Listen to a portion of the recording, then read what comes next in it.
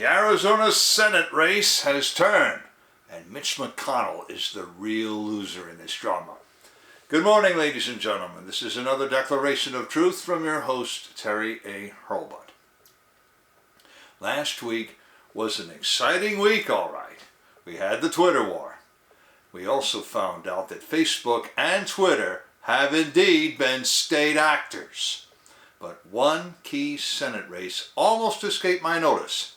Almost. Because I had a lot of more important things to talk about. I'm going to talk about that Senate race today. The Arizona Senate race, where Mark Kelly, the Democrat, is trying to hold his seat. As long as a certain Libertarian, small L, independent, stayed in the race, Kelly might have held off Republican Blake Masters' challenge. But last week, Mark Victor dropped out of the race and endorsed Masters. Now, Masters has momentum to win. And if he does win, he should join or instigate a movement to remove the one senator who should have had his back but did him no favors. Senator Mitch McConnell, Rhino from Kentucky, and minority floor leader. Don't let him move up to majority floor leader. Before I tell you why, I do want to shout out to the prime sponsor of this channel, which is Conservative News and Views. Link in the description. And be sure to check out the awesome CNAV Store. Scroll down near the bottom for that link. Lots of good merchandise there, especially this t-shirt that I have chosen for today, which reads Rhino Hunting and has the obvious picture on it. Oh, you thought I was talking about a certain election spoiler who doesn't want to play the spoiler. That too. But this is really about Mitch McConnell and his monkey shines, as I intend to show. One more thing. If you like what you're about to hear, you can like this video. You can also click the bell icon to get a notice every time I come out with a new one. In fact, you see the new icon, the heart shape with the US dollar sign in it? Super thanks icon. If you really want to keep these videos coming, click on that and leave me a tip. Any currency will do, so long as it's legal tender. Now, the newsletter Great American Daily gives the story. I start with a link in the description to the Real Clear Politics polling averages for the Arizona Senate race. You'll like that page. It has an interactive line graph so that you can see the RCP average from day to day.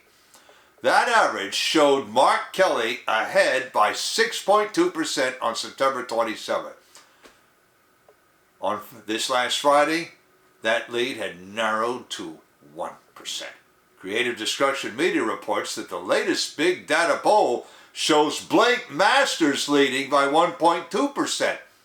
Furthermore, RCP calculates that its source polls underestimate Masters' strength by 0.6%, which means that Kelly leads by only 0.4%, 2 business days away from the election.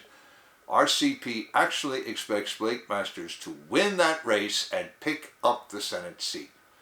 What happened? How did Kelly blow such a commanding lead? It's not as if Blake Masters had any help. In fact, Great American Daily charges that Mitch McConnell hung Masters out to dry. I quote, Rhino Senate Minority Leader Mitch McConnell pulled all of the Senate Leadership Fund Super PAC's TV ads from Arizona, over $10 million, because McConnell wanted Masters to lose. McConnell hoped a Masters loss would send a message that nominating Trump-supporting conservatives like Blake Masters would throw away winnable races. In 2024, McConnell planned to hold Masters out as a cautionary tale and warn Republicans to line up behind Mitt Romney and Liz Cheney type rhinos. Close quote. Well,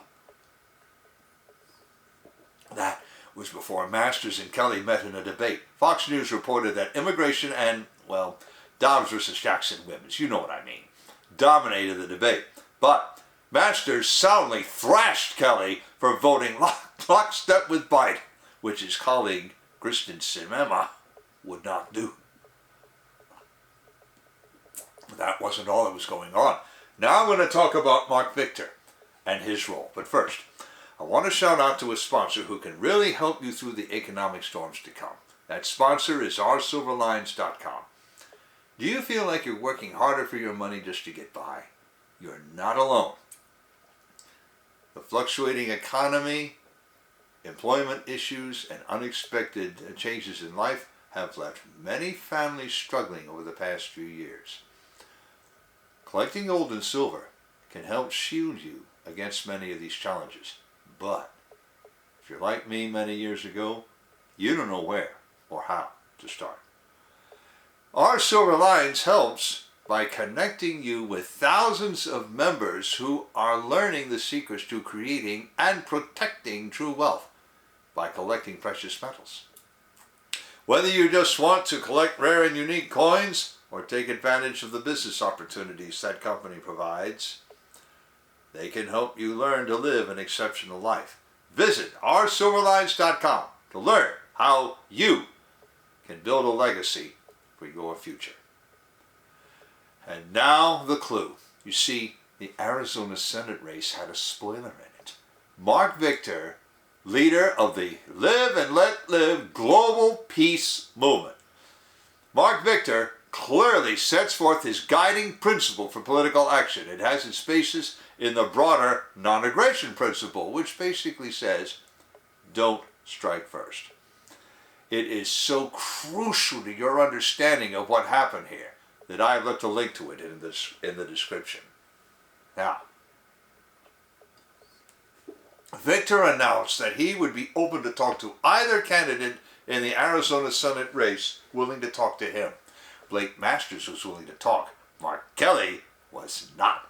The two met for an interview, and I have a link to it in the description, and I'll put it on the end screen as well. Because Masters hit on nearly every issue Marc Victor was pressing, Victor decided not to play the spoiler any longer. So he dropped out of the Arizona Senate race and endorsed Blake Masters. That endorsement, according to Great American Daily, Americans Report, and Dick Morris, told the tale. Todd Starnes said that the Arizona Senate race was not one Republicans were depending on winning. That supports Great American Daily's allegation that Mitch McConnell deliberately let the race go, or so he thought. Dick Morris, on the other hand, called on Republicans to remember to mow the Democrats. That meant supporting Blake Masters, Mehmet Oz in Pennsylvania, and Herschel Walker in Georgia. M-O and W spell mow. Get it? In fact, RCP projects that Oz will hold the Pennsylvania Senate seat and Walker will get into a December 6th runoff, which we will almost surely win. But with Marc Victor's announcement, Fox News and Cook Political Report immediately called the Arizona Senate race a toss-up. That race teaches us that a new ethic is rapidly taking over the Republican Party. To understand what's new about it, let's have some history. 75 years ago, the Cold War began. The Republicans changed their foreign policy outlook rapidly after the Second World War. Isolationists like Robert Taft gave place to unabashed warhawks like Richard M. Nixon. The sympathy that most Democrats had with communists did not help the anti-war case. Indeed, Presidents John F. Kennedy and Lyndon Baines Johnson were two of the biggest hawks of that era.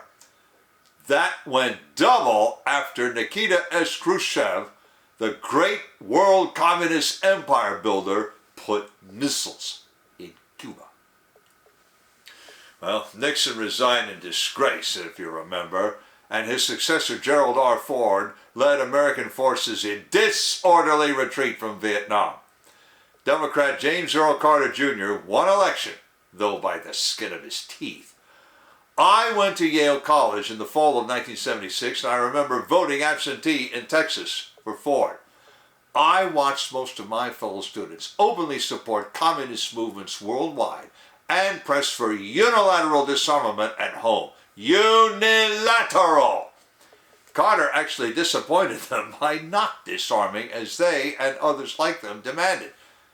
Thus, the Democrats fell to infighting with the draft head movement to promote Senator Edward M. Kennedy of Massachusetts. Yep, the Duke of Chappaquiddick himself. Ronald Reagan won the election of 1980 after famously asking, "Are you better off?" Answer, no. Then for the next 8 years, he, Prime Minister Margaret Thatcher of the UK, and Pope John Paul II pressured the old Soviet Union insurmountably with an arms race and a willingness to fight against Soviet surrogates. The Soviet Union collapsed, and communist empire building collapsed with it. Now, how is this relevant? Simple. Mitch McConnell is a product of that era. He came to the Senate with Reagan's re-election and has stayed in the Senate ever since. His politics are those of the Republican establishment that formed in the wake of Reagan's achievement. That establishment got George W. Bush elected in 2000. And pressed for revenge against the entire Arab world for the attacks of September 11, 2001. Bush Vice President Richard Cheney is also part of that establishment, as is his daughter, Liz. In fact, Liz Cheney, after losing her House primary, is now endorsing Democrats. I kid you not. She endorsed Katie Hodges against Carrie Lake in the Arizona governor's race, and Abigail Spanberger in Virginia's 7th House District.